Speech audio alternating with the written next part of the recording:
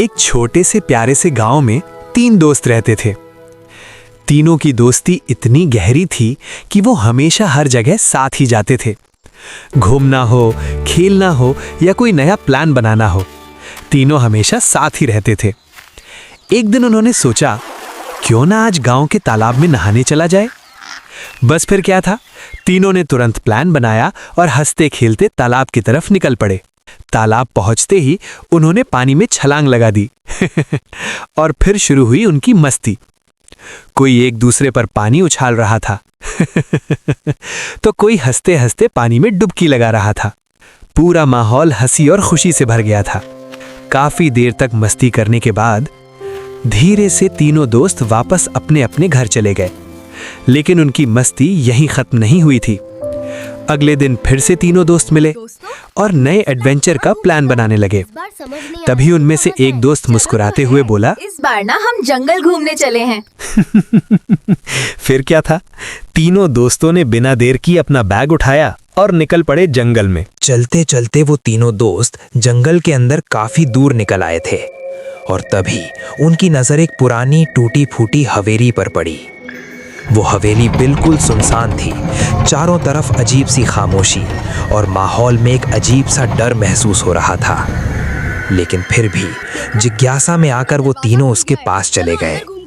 जैसे ही वो हवेली के दरवाजे के पास पहुंचे, दरवाजा अपने आप धीरे धीरे खुलने लगा।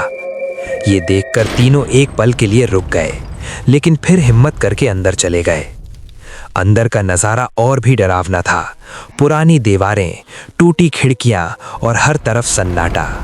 और तभी पीछे से हवेली का दरवाजा जोर से बंद हो गया और अचानक हुआ कुछ ऐसा।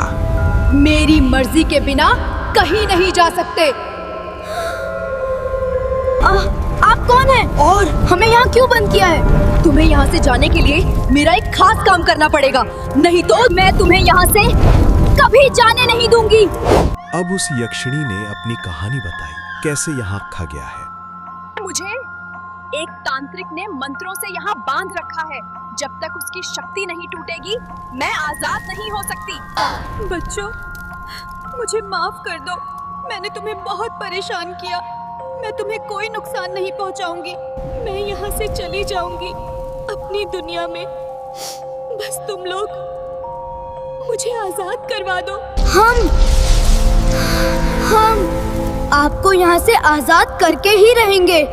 अब तीनों उसे आजाद करने के लिए उस कवच को ढूंढने लगे। आखिरकार उन्हें वो कवच मिल ही गया। देखो, लगता है यही वो कवच है जिसे तोड़ने के बाद ही यक्षिणी यहाँ से आजाद हो पाएगी। हाँ, शायद यही है।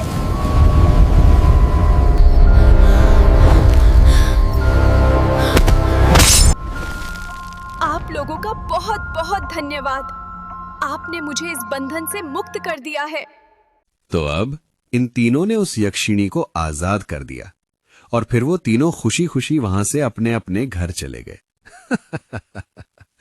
तो दोस्तों, अगर आपको भी ऐसी ही मजेदार हॉरर और एडवेंचर की कहानियां सुनना पसंद है तो हमारे चैनल को सब्सक्राइब जरूर कर लीजिए, ताकि आगे आने वाली ऐसी ही स्टोरीज आपसे मिस ना हो जाएं।